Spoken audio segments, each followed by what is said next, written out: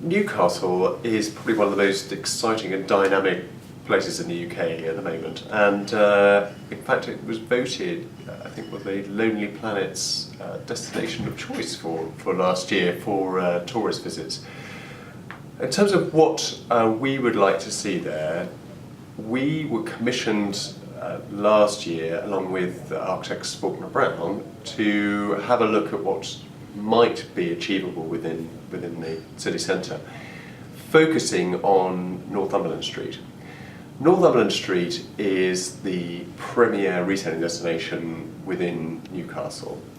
It's home to a large Phoenix department store, as well as a lot of other national brands.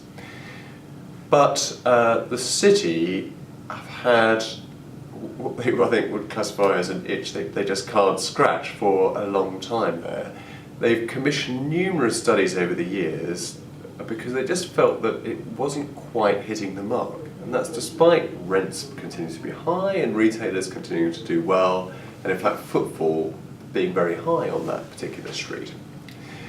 But the question is not how can I maintain a successful street, but how can we make this a world-class retailing street? And that's a very tough question in that sense.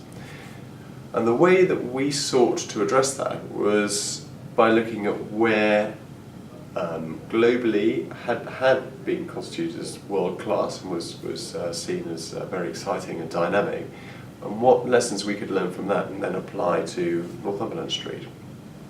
And it resulted in a whole range of different initiatives for the street, and those included how we could create new elements of public realm that would really engage with the public. It could be little performance spaces or pop-up areas that sat within them. And also what we might use some of the elements of the different buildings for. There's the upper parts of those buildings, which are in many senses just redundant and storage space.